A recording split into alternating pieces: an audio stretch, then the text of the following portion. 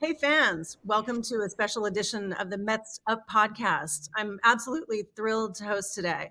I'm Nancy Elder. I head up the communications team at the Mets, and a very big thank you to our regular hosts, James and Marc, for letting us do this takeover to recognize International Women's Day. So, International Women's Day, just a little history. In 1975, the UN designated March 8th as International Women's Day with the purpose to uphold women's achievements, recognize challenges, and focus greater attention on women's rights and gender equality. So you can head over to UN Observances Women's Day to learn more. So today, in celebration of International Women's Day, we're going to talk about one of my favorite topics, women in baseball. And it's a first for us. This is the first time we're doing an all women's podcast at the Mets. So breaking some new ground here. Today, some of us are coming from the fantastic Clover Park in Port St. Lucie, where the Mets are doing spring training. For example, I'm here in the press conference room where we talk to the media several times a day. And let's get started with some intros. Katie, why don't you kick us off? Katie's also here at Clover Park, and she's over in the baseball ops section, which is a super busy part of the operation for us. So tell us a bit about yourself and let the fans get to know you. Nancy, thank you so much for inviting me to be a part of this day and this podcast. I'm Katie Pothier. I'm the Chief Legal Officer for the Mets. And yes, I'm sitting in the Baseball Operations Department. I'm in the conference room in Port St. Lucie, and just thrilled to be here. I oversee the legal team at the Mets and the legal affairs for the team. Happy to be here. And Liz Benn is joining us from the dugout, where it's definitely going to get busier today. This is the calm before the excitement of tonight's exhibition game against Nicaragua.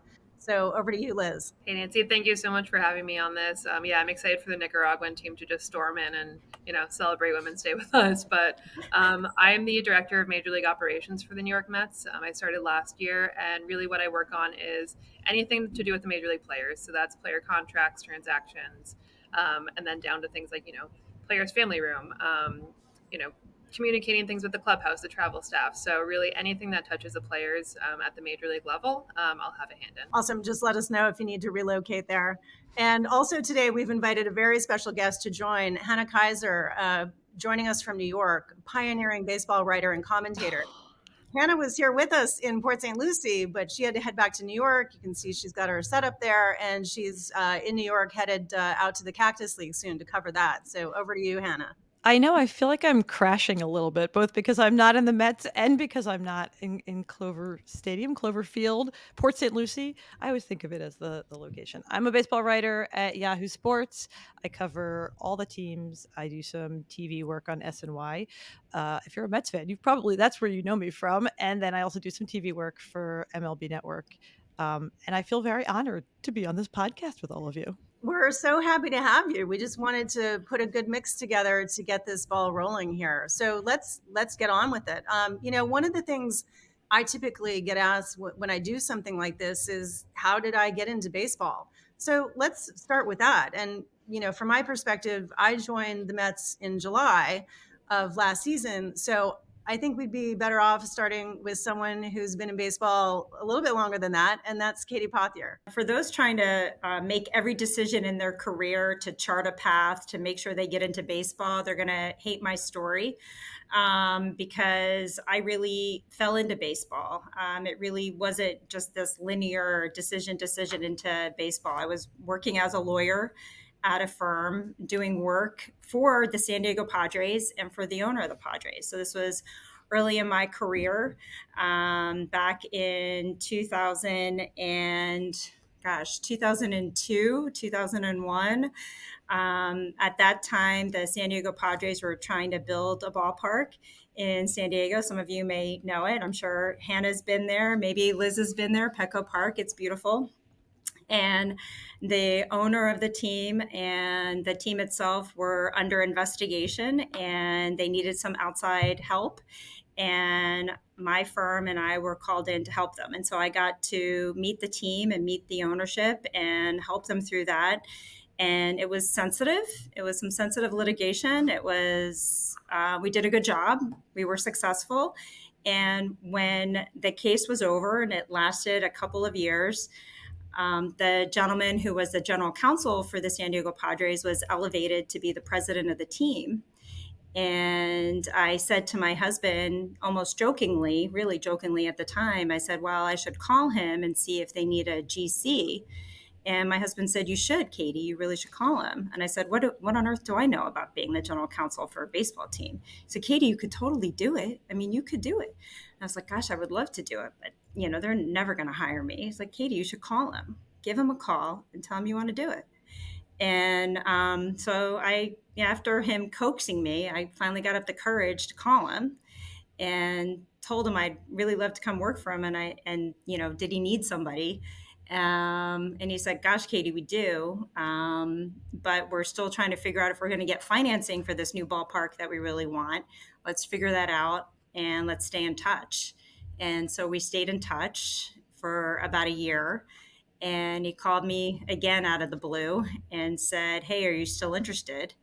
And I said, my gosh, yes, I'm still interested. I was in the middle of a trial in Los Angeles. And for lawyers out there listening, if you're in the middle of a trial, you're like, yes, get me out of a courtroom and and watching baseball and helping a team. And I said, but one thing has changed. I am pregnant with what would be our first child. And she's due around opening day. So I don't know if that's going to change things for you. And he's like, well, do you plan on working after you have your child? And I said, well, yeah, I do. He's like, no problem at all. So he goes, let's have lunch. And had lunch and started at the Padres. And that was in November of 2003. That was my break into baseball. So my story. In case it takes a family. I love it. Takes a family. Yep. That kind of encouragement. I think what we're going to hear is like some people fall into it. Some people get lucky. Some it's super intentional. Hannah, how did you decide to start covering baseball? Yeah. Oh, first of all, there's so much I want to talk about in your story, Katie. One of which is that my mom is a lawyer who has often jokingly said that she would love to be a general counsel because she's a huge baseball fan. I would love to meet her. I should tell her, it doesn't have to just be a joke. She works in employment law. I grew up in Philly. I was a huge Phillies fan. I didn't know I was going to be a baseball writer. This is, again, the same sort of thing where I often feel bad almost because it does feel like you encounter so many men in particular who are like, this is what I wanted to do from 5 years old. And I always think no, I was a huge baseball fan. I thought I was going to be a scientist originally, and that didn't pan out. I ended up being an ancient history major at the University of Pennsylvania. And I've taken all these journalism classes, and because I was in Philly where I had grown up and where I was a big Phillies fan, I leveraged my journalism classes to get to write about the Phillies a bunch. And I did a story that ended up being a cover story for the Philadelphia Daily News that I wrote for a journalism class. And, looking for various odd jobs in journalism while I was in college. I worked as an assistant to Larry Platt, who was the editor of the Daily News, and he worked on sort of sports books. He sort of ghost wrote the autobiography for Jamie Moyer, the pitcher, for Stuart Scott, the broadcaster. And I was his assistant for years.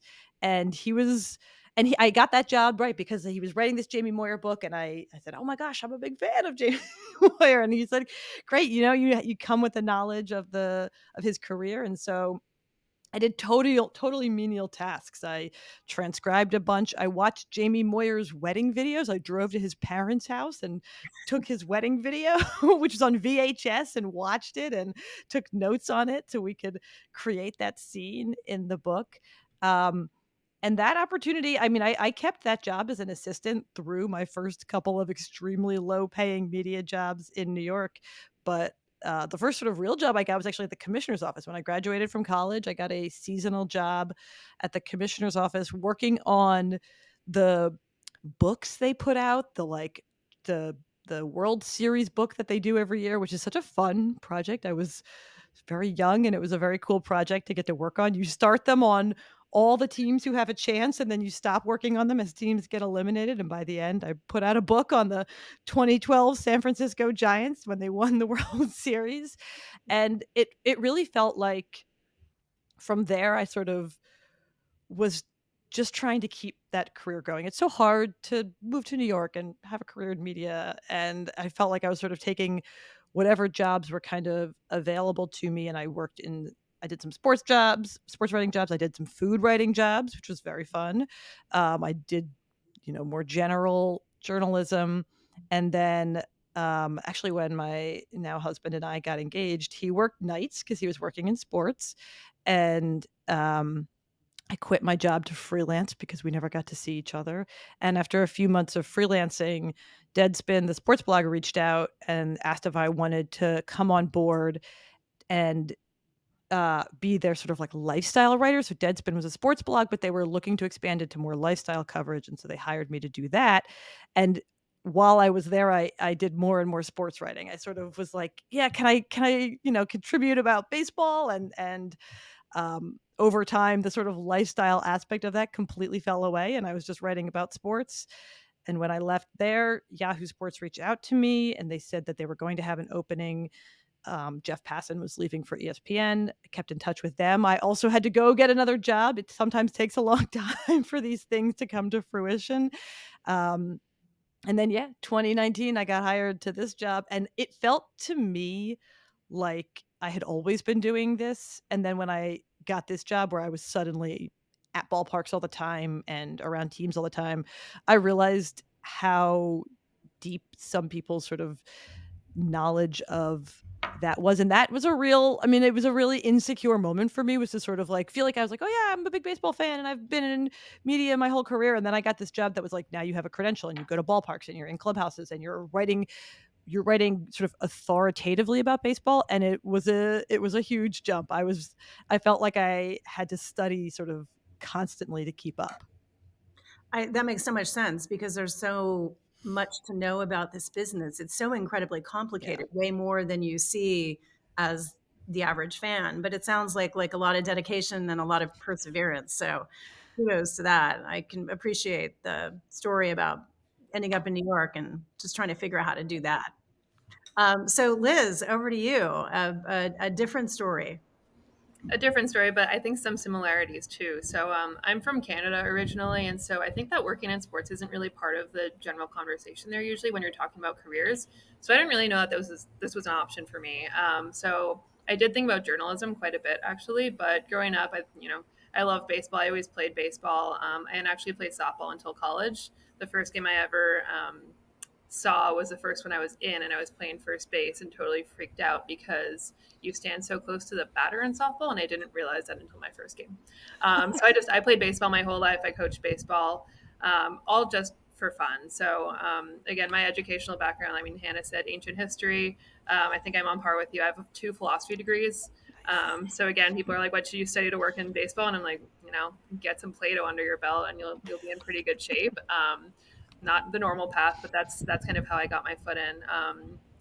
So when I was doing my undergrad degree, I actually volunteered with the Toronto Blue Jays, the Blue Jays Jays Care Foundation, just to help kids play baseball because that was really fun for me. I thought that'll be a cool volunteer experience. That ended up turning into a part-time summer job my last year, and then I moved to New York to again do the number 2 of 2 philosophy degrees. And I wanted to stay involved in baseball somehow, but I didn't really know how. So I started to work at a youth program in East Harlem. Used to be Harlem RBI, now Dream, where I coached baseball and softball for kids, and also kind of like tutored and mentored and all those other kind of after school programs. When I was there, my old boss from the Jays told me that the commissioner's office was thinking about starting something in girls baseball. I was a female human who played baseball, and so he was like, you should talk to people there about it. So I got kind of lucky, and I met people in youth programs, and they said, we'd like to actually get you in for an internship. So I thought, okay, I'm finishing up this philosophy degree. My plan at the time was maybe do a PhD in philosophy. By the way, philosophy of art specifically. So again, direct path into baseball. Well, actually, it's very related, very related. We get to contemplate the beauty of the baseball and stuff like that. But I ended up going in for the internship at the commissioner's office. And again, just things kind of fell into place in kind of an odd way. Another philosophy professor from my undergrad suggested that I present a paper about baseball at the Baseball Hall of Fame's annual academic conference. So I wrote a paper called Baseball's Gender Problem. And it was mostly about why girls are told that they can't play baseball, and that is wrong, not because of a skill differentiation, but because it's an arbitrary differentiation based on gender. So that was kind of the core of it. It was very much girls playing baseball on field. It had nothing to do with professional baseball because, again, that was not really part of my mindset at the time. But somebody at MLB, Paul Mifsud, who many of us know and love, he found out about the paper, and he wanted to help make professional baseball conditions better for women. So I met with him while I was still in this youth programs internship, and he ended up offering me an internship in labor relations and baseball operations. So I took that, ended up essentially just working as a paralegal on a grievance for a few months, did well at that, and then got the opportunity to have a full-time job there.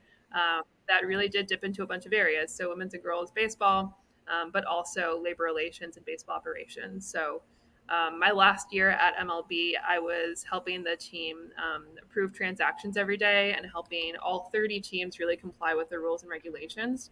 And so that gave me a really good opportunity to meet 30 different teams, directors of baseball operations, assistant general managers. And then the Mets, when they were structuring this new front office in baseball operations, they asked me if I was interested in interviewing for the director of major league operations job, which that year of transactions and everything kind of prepared me for. So I ended up making the switch over. And I think what was really cool was that it was very much based on that experience. It's, hey, you know the rules well, you know the regulations, the CBA, all that stuff. But I think that they didn't necessarily know that I actually had a background playing baseball. I'm a huge baseball nerd. So it's even funny looking back. I remember being now like a 5-year-old, and I would put baseball cards on my parents' living room floor and turn them around so I could see the stats. And I had a marble, and I would play baseball games on my parents' floor based on stats, which I completely forgot about that for years. And I remembered it recently. I was like, oh no, I guess I did understand, basic analytics and stats back then. So it's been a fun year being here. I've just come up on my first year. And yes, I do all the transactions and rule stuff, but also I get to just kind of hang out around baseball and understand baseball and look at funny plays that happened the night before and stuff like that. So it's a really nice way to kind of get my baseball nerd fix every single day at work. And then some. Yeah, I appreciate what you're talking about. I grew up at a time when there was only softball. But I had a hard time with it because I spent, my earlier time, running after balls that my brothers were missing. So I'd go halfway down the block and whip it back to them. And so my grip was really great on the baseball, but then I had to pivot to softball in order to play. And instead of turning out to be the pitcher because I couldn't figure out how to throw the larger ball, I ended up being a catcher. So, hats off to that transition and being neutral in terms of what girls can play these days. So, I know we're going to have a lot of advice throughout this podcast for any generation who wants to get into baseball or young girls. And, the thing about advice is a lot of people are good at giving it, maybe less so at taking it. But I wanted to ask all of you, open season for who starts, what is some of the best advice you were given over your career? Like, what was the situation? Who gave it to you? What did you do with it? And how has it impacted you? I can start because I kind of I already suggested just a little bit in my story, in my introduction. And it really was, going out there and encouraging me to make that phone call, to put myself out there for this job. And the advice, you hear this buzzword, get out of your comfort zone and try something that you're not necessarily comfortable doing. Be okay at doing something that maybe you're not doing every day, and fail and learn and all of that. But really the advice that my husband gave me and the encouragement that he gave me to prepare to make that call, and really give myself put my best at bat, just go and have my best at bat. Just why not do it and see what happens. That was probably the best advice, and something I continue to do, like all the way throughout my career, and really surrounding myself, not just him, but with others around me who continue to do that along the way. So it's like, listen, if you're not going to be around people who do that for you, then like there's only so many, you can only have so many touch points in your life.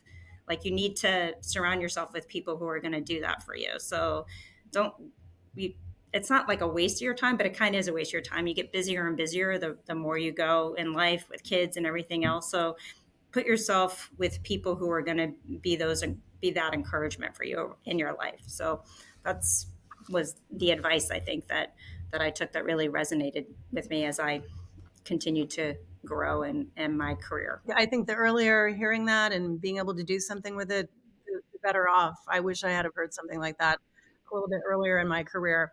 Hannah, media landscape in New York, super tough business to be in. You had to have heard some good stuff. I agonized over this question in particular because I felt like I didn't have a specific sort of piece of advice, but I think a lot about a moment early in my career that felt like advice, even though it kind of wasn't. My mother and I don't have like the closest, warm and fuzziest relationship. She is a labor lawyer to the heart. And I remember early in my career, and I'm not like a go back to my parents for support type person, but I had that first summer job in the commissioner's office, and then the second year I got a seasonal job working nights at MLB Advanced Media in the Chelsea market, where I met my husband. And it was a tough job. It was because you worked over the overnight shift, and it was not a tough job. It was like updating the Yes and SNY websites to like reflect what was happening in the game. But it felt really tough. It felt really overwhelming, and it was, I don't know, it felt like a lot of responsibility. And I remember after the first week of doing this, I went home to Philly to see my parents, and I was like distraught. I was like, I don't think I could go back. I'm so worried I'm going to mess up and people are going to be mad at me. And it just feels so overwhelming. It was more even than sort of working in media or working in sports. It was just working. It was like, being an adult for the first time and the feeling of repercussions and all of that. And my dad was sort of like, well, I don't know what to tell you. Like, you're going to be fine. And my mom, who is not a warm and fuzzy person, again, said, when I was 40, I made partner for the first time, and I had 4 kids under 10. And she said, every night I came home and I thought, there's no way I can go back to work tomorrow. I'm so overwhelmed. And I went back to work every day. And that was it. That was not, she didn't have any sort of like, there was no beautiful, like, and here's how I did it. She was just like, go do it. She's like, it doesn't really, and I truly have thought about that so many times since, that like the feeling that you can't continue, that you kind of have a choice as to whether or not that feeling doesn't rule you in some ways, that like you can come home. And I really have sort of taken that to heart, and my husband is also a lovely support system like Katie's. And I feel like so often I come home and I let myself sort of say that. I say, like, I can't do this. There's no way I can do it. I'm quitting tomorrow. I think I tell him I'm going to quit after every World Series because I'm so tired. And I'm always like, it's fine. You can feel that way as long as you don't actually. That's sort of the advice that I took from it. It's like, sometimes you will feel like you just absolutely cannot do this, and there's no way. How can time even move forward? Like I said that, I remember saying to them, it's like they're asking me to speak a language that I don't speak, and I don't know how I'm supposed to find that in my brain. It doesn't matter how many times they ask me, I'm not going to know it, but the time moves on. You got to go to work on Monday, and just sort of figuring out a way to keep putting one foot in front of the other. It really is true that like that is, I felt like for so many of us in telling those stories, all of these opportunities come out of just sort of being willing to show up on Monday, like being like, yeah, if somebody asks you to do something, if somebody asks you to come talk about the paper you presented, or keep in touch, or come have a conversation, like just do it. It's showing up. And if you got to play the game, Liz knows about that. What kind of advice do you want to pass down, Liz? So I think that one piece of advice that I think somebody probably told me, and then I think I just gathered it as I was kind of progressing through my career, is do a really, really good job at every task and every position that you're in, and do not look towards the next one, and do not think about how will this help me get to the next place. I think luckily I was never doing that because I never knew what jobs existed in baseball. So I never had this idea of, I'm trying to be a GM someday. And so I need to do this, and kind of check these boxes to get there. So I just did a really good job in my youth programs internship. And then I did a really good job in my labor relations internship, where I ended up kind of being a paralegal, and I was not a paralegal. And then I did a really good job in my transactions job. And then that ended up kind of getting the attention of the Mets. So, I mean, just doing a really good job at every task that you have, even if you hate it, there were some tasks that I really did not enjoy doing at times, but you do them and you do a really good job at them. That's what'll get you noticed, and that's what will advance you at any time. I mean, we have one of our fellows right now, Rachel. She's so good at everything she tries to do and she puts her hands on, and she wants to learn everything, and that is going noticed by absolutely everybody. So right now she's actually over on the player development side in uniform, which is really cool, and she's doing a fantastic job there. And she told me the other day about how she was hitting fungos for the first time during practice, and she was so excited about it, and she did well. And that's because every single day at Citi Field throughout the winter, she was hitting fungos into a net in the batting cage. And she's just a delightful person on top of it. Like, that doesn't surprise me at all. Like, just Exactly. Like, she's incredible. And I think that's just the attitude that you need to have. Is just treat every task like it's really, really important. And then in addition to that, though, I think another thing that I needed to remind myself of a lot, and I still do, and I'm sure all of us still do to an extent, is just being confident and knowing that we're here for a reason, trying to shove the imposter syndrome out of the way. We know more than we think we do. I mean, I think last year, a moment that I kind of realized that was Buck came out to me after a game and he's like, hey, in the sixth inning, there was a guy on third and then we didn't cover the bag. And he brought up a very specific scenario and he's like, what would you have done there? And I actually remember watching that play and being very attentive towards it. And I was like, actually, Buck, I would have done the opposite of what you would have done. And, Buck is always right. But I think that he appreciated that I thought about it and I had, considered all the situations and the scenarios of, who is the pitcher, who is the hitter, who is the runner on third, all that type of stuff. But that type of thing, just being confident and not just kind of saying like, oh, like, I don't know how to respond to this, or, oh, like, you're the expert, but actually having the opinion and being confident in it, making sure it's backed up, but being confident in it, that will also carry you far and kind of gain the respect of those around you. Wait, I thought of something else I want to say, because this is not a piece of advice somebody gave me, but something that this is now going to be my 5th season doing this job that I have finally sort of crystallized for myself. And I always say it's the thing that I would tell people, which is that when I started this job, I felt like I had to be so careful to hide how little I knew, that I didn't want anyone to ever know what I was working on.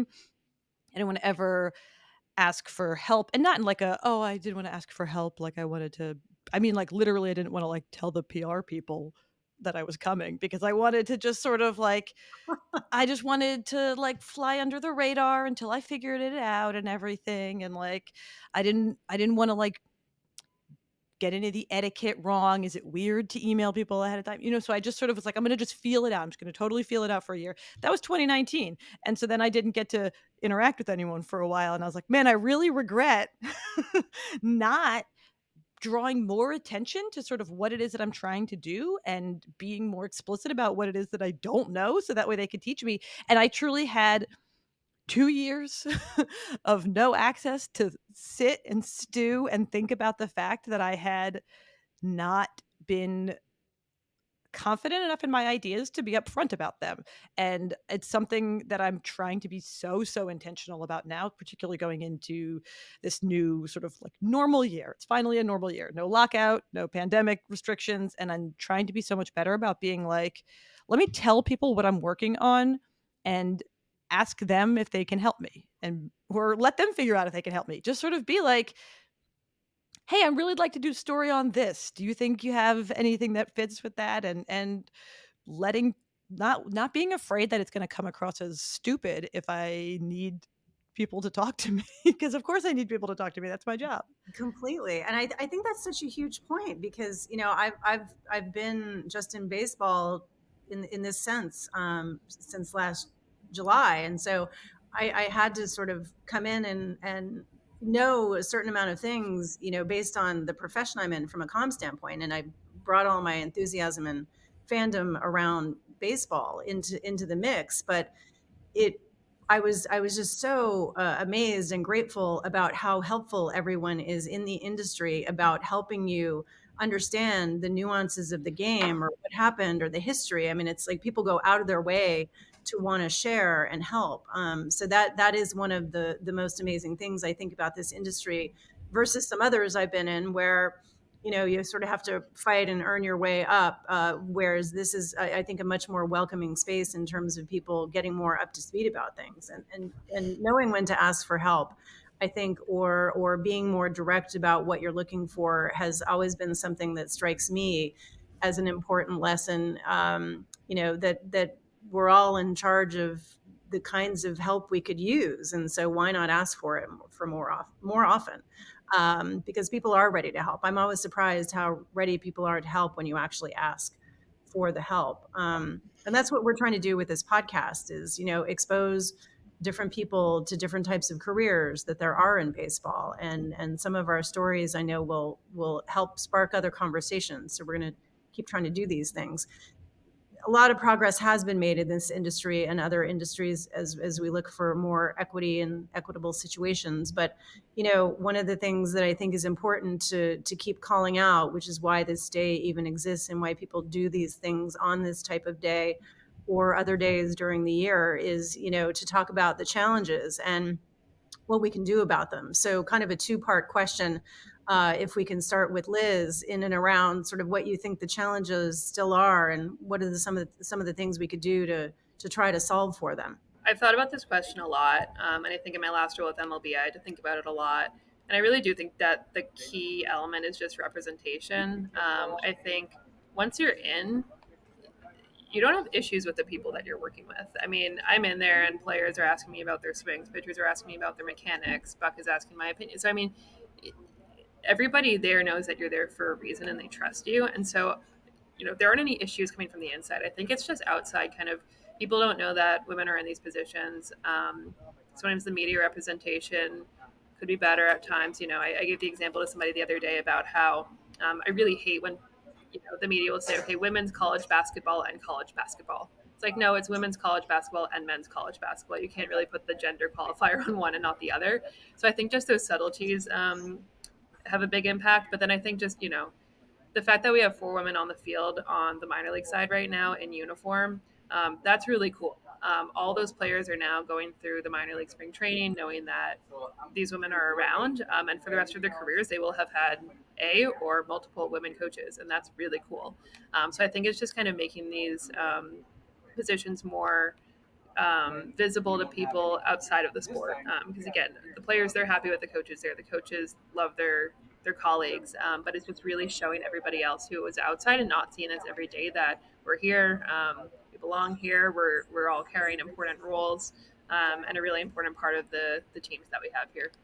Liz, that was such a positive answer. I feel like it's like we just gotta let everyone know. I think I feel like I could do an opus on this. I think about this a lot. And this is such a meta answer, but I feel like the broadest way I could put it is that like it can be really difficult to balance sort of speaking up about your experience and seeking out specific solutions without like marginalizing or ghettoizing yourself. I feel like I'm incredibly ambivalent about these like National Women's Day, everybody tag a lady on Twitter versions of celebrating women in sports with sort of like, I don't love that. And I don't like when people participate in that. But I also don't love the version of sort of trying to fit in that is like, we just want to be treated exactly the same way. Don't even notice that I'm a woman, because it feels like you have to then sort of erase a version of your actual like personhood.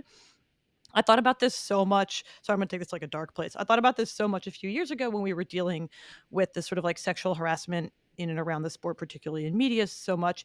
And there felt like there was a lot of pressure on women to say like, I don't expect anyone special treatment, or to sort of talk about how hard it is to like avoid having men fall like madly in love with you or whatever. And I was like, it's really not that hard. If I don't want the guy to like me, I can definitely make that happen. The problem is that sometimes I do want them to like me. I want them to like me a lot. I want them to seek me out. And not only do I want them to like me a lot, I want them to like me more than they like the male reporters. I want them to like me best. I think that there's like a pressure on women in the industry sometimes to say like, I don't want anything more than you. And I do. I want to be the best. I want the most. I want more than you and you and you. And I think that can be difficult to navigate without saying like, give me more because I am a woman, or give me special treatment because I am a woman, or like me more because I'm a woman. I don't want you to like me more because I'm a woman. I want you to think that I'm fun and charming and smart and know a ton. And I want to be considered really, really good at this. I don't want to just sort of blend in. I think at any industry where it's a really competitive industry, you're sort of going to run into that, which is like the right balance of being like, don't I'm not asking people to not look at me. I'm literally asking people to look at me and to enjoy talking to me. But then it feels like then you're not allowed to say like, but I don't want to be sexually harassed.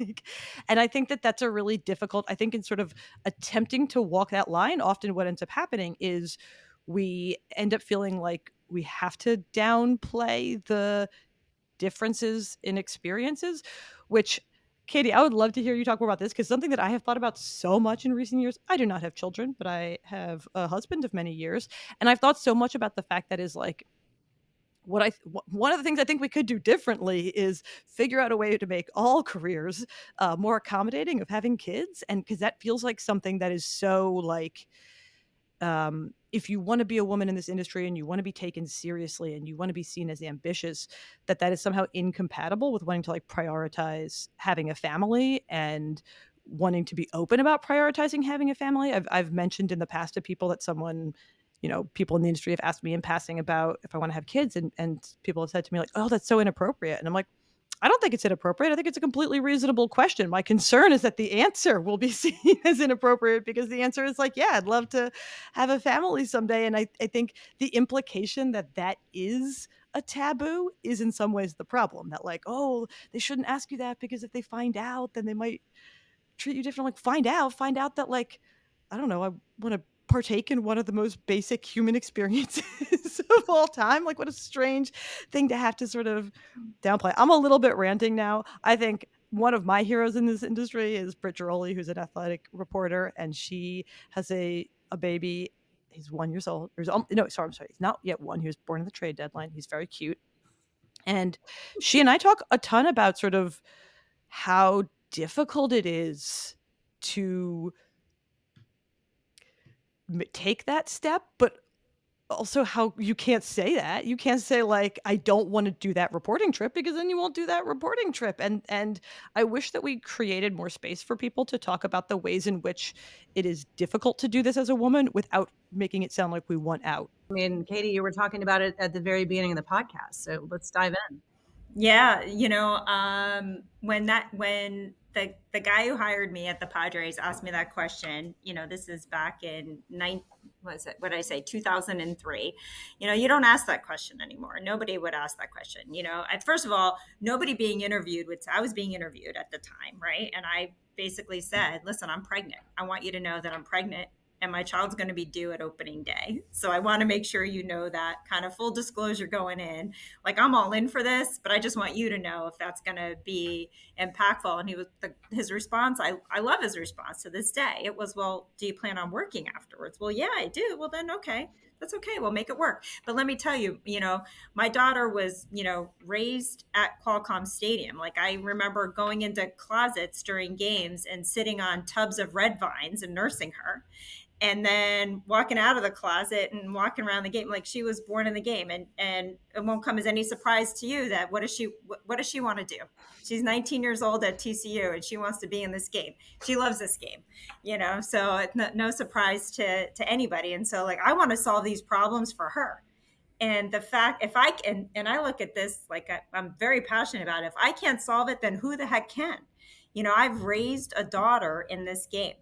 And so when you ask me the question about what we can do to make more opportunities for the next generation, and what we can do, and how can we have, women like you, Hannah, who can raise that next generation, I think the way we do it is by we talk about it.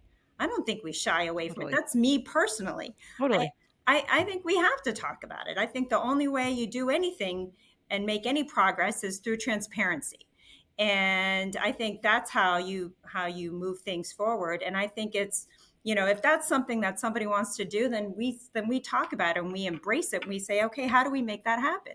And that it's not something that should be shied away from. I share your frustration with how sometimes the dialogue can get muddied on these issues in a way that maybe doesn't help us all the same way. And I think that's just a frustration that we all in different ways have. But I am passionate about it. I think, to Liz's point, I think we need to have more women out there doing the job. I think we need to see more. We need to normalize the presence of women in the game more.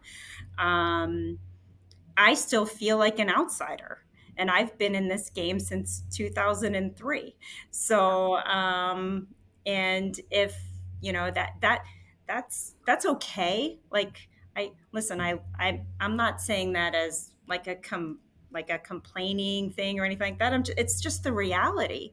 And like I'm in an organization that supports me, embraces me, does something like this, celebrates, but I don't think we should just celebrate like women. I think we should celebrate success, right? And we should, like, women are part of that success, but we need to celebrate the women alongside the men, right? So if I've got 4 women in uniform out there, I want to show them along with all the men out there, and I want the men supporting the women who are out there and telling those stories and normalizing that conversation. I think that we do a good job at that, and I think that helps advance it.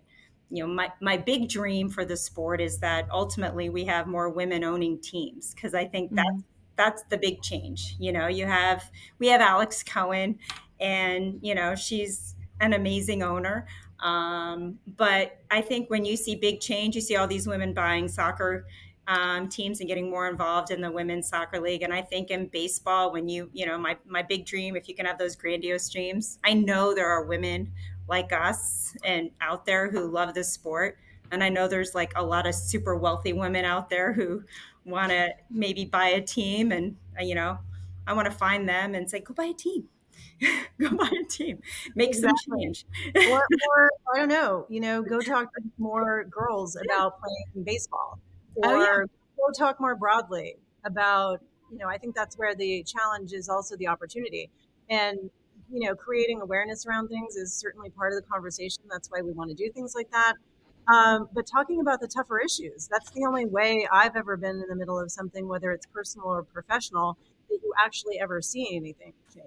And not never an overnight thing, and we all have our own versions of it. Something else that I just want to add to is, I think that's something that's really cool, is that because there haven't been that many women in our positions yet. I mean, I speak for Katie, Hannah, Nancy, all of us, is that the women who are kind of coming before us and us, we really are, I hate saying this, but like blazing a trail. But I also mean that on a really practical level. So coming into this job, one of the people who I look up to the most in all of baseball is Jean Afterman, who's the assistant general manager and vice president of the Yankees, senior vice president of the Yankees. She's an incredible person, but she said once, I don't know if it was a direct conversation or when I heard her speak once, that she, when she was at Yankee Stadium every day, she would make a point of going on the field during batting practice in a dress and heels every day, so that everybody in the stadium could see that there is a woman working for the Yankees in a dress and heels on the field during batting practice every day. And that really stuck with me. And now I think, okay, that kind of gives me permission to, I'm not wearing a dress and heels. It's just not my style, but I'm going on the field during batting practice, and I am talking to our coaches, and I'm talking to the players, media, the trainers, everybody. And I think it's nice to be able to kind of normalize that. And then I also know that, the Rachels of the world, or Brooklyn Cavell, who I always describe as like the glue who holds together the New York Mets, because she's amazing. When they're trying to kind of, advance in their careers or become around, or, go around the baseball team more, they have, me to look up to, because I had Jean to look up to, who's on the field doing these things, having these conversations. And so it is cool to see how our direct actions and kind of the routine that we create can directly help the people who are there, either in our organization or another one, kind of figure out their routine, and again, make it normal that I'm standing there and talking about swings with these guys when there's a bunch of media around, there are a bunch of fans in the stands who are seeing me, leaning against the turtle. And I think that probably has, even if they're not noticing it actively, it has kind of this implicit effect on them, where it's like, oh yeah, there's the Mets staff, and it happens to include this woman in a ponytail. And Nancy, I love that you're doing this. And Liz, I love that you shouted out Jean Afferman, because I think that like one of the other things that comes up a lot when Kim Ong got the Marlins job, and she was the first woman GM of a male professional sport. It felt like lots of people wrote, there was this one particular line that came up all the time, which was like, every little girl at home watching TV sees this. And it made me mad because I thought, like, what about all the women who are older than little girls who do this? There are plenty of women in middle management or working in the minor leagues or have been doing this for a very long time. I think sometimes there is a version of patronizing feminism that men do that is like, I want things to be different for the next generation. I'm like, well, I want things to be different for this generation. In fact, I want things to be different for people who are older now. I think that there's I don't want us to settle for this idea that like someday a little girl. That's why I love, Katie, that you were like, I want women to own baseball teams. I want to target the adult, successful, rich, like maybe they're in their 60s, like not just like Get started now. Get into baseball now, you billionaire women.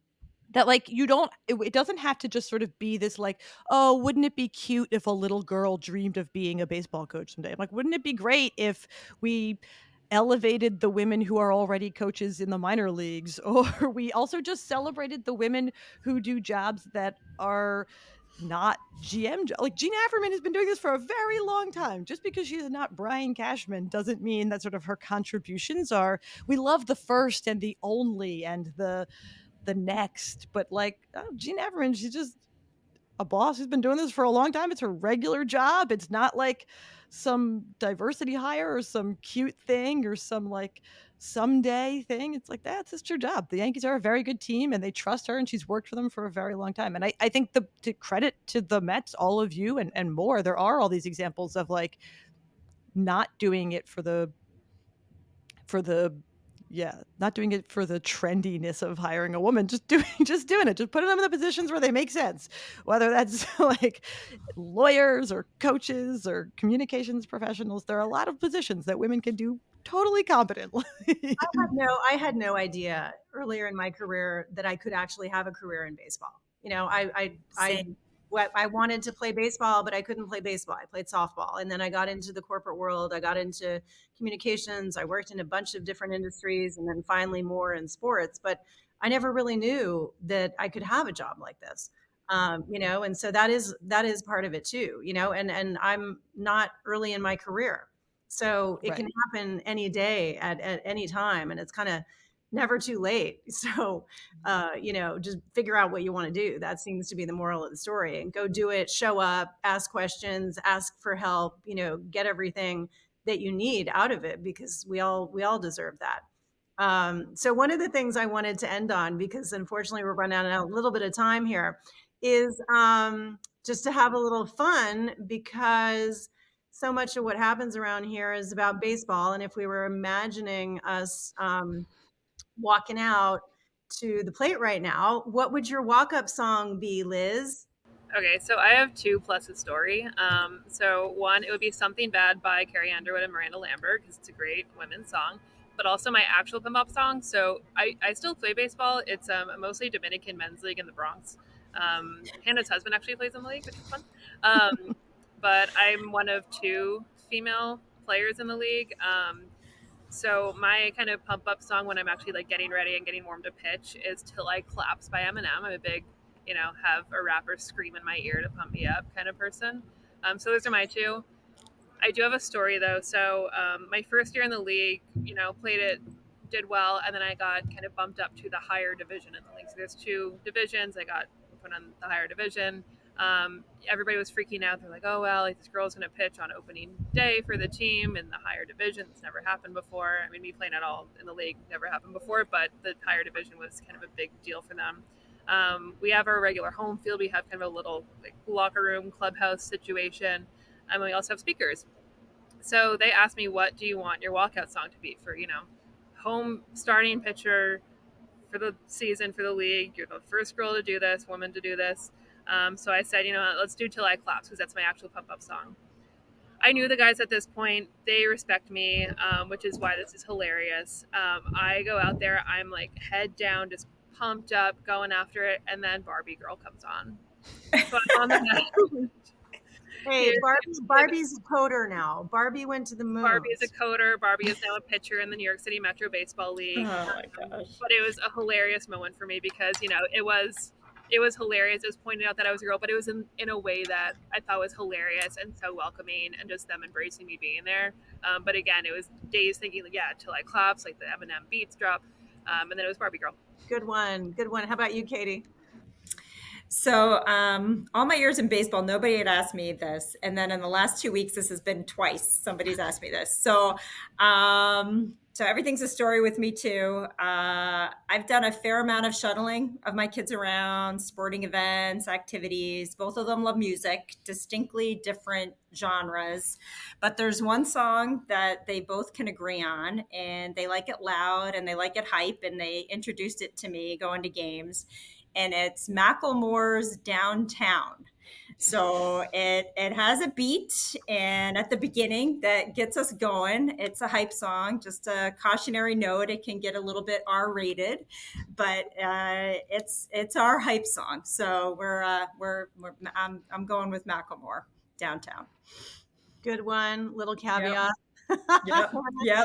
Hannah, how about you? I wish I had a better answer to this. Liz told me she had two, and I was like, I don't even have a good one. But I too, again, sometimes people ask you this in the course of working in baseball. And years ago, people asked me this, and I needed an answer on the spot. And I, unlike so many of you, did not play baseball or even softball. I was not an athletic child. I horseback rode. I was a horseback rider. And so the answer that I came up with on the spot all those years ago, which I haven't thought of anything better, was that song that goes like, I wish I was a baller. I wish I was a little bit taller. Because I always think like I do wish I was a little bit tall. That would really have helped my athletic career. That's a good one. I'm feeling nostalgic today. So my pick would be We Will Rock You by Queen. Ooh, very nice. This podcast has rocked from my perspective. But that we played that after one of my softball games when I hit off a walk-off home run. So see, everybody has all these athletic success stories. Well, we can get the fungo ball bat out here. We'll make it happen. Please do. But one announcement is for those of you interested in more Women's Day things, mark your calendars for Saturday, August 26th. That's when we will celebrate Women's Day at Citi Field. And we had some fun with that with the players last year picking their walk-up songs, with female thematic topics or female artists. And so maybe this year the walk-up songs will have to be shorter with the pitch clock, but we do expect the players to participate in that again, for sure. So I just wanted to do a big shout out to all the women in baseball here at the Mets. They are the ones that make everything happen here every day. Thank you so much for doing what you're doing. Shout out to all the women in baseball, Katie, Liz, Hannah. Thank you to our producer, Vito. Thank you so much for making the time today to talk about this. Clearly we've got a lot to say about women in baseball. So we'll look forward to doing more special editions like this in the future, so it isn't just one time a year. And happy International Women's Day, everyone. Let's go Mets.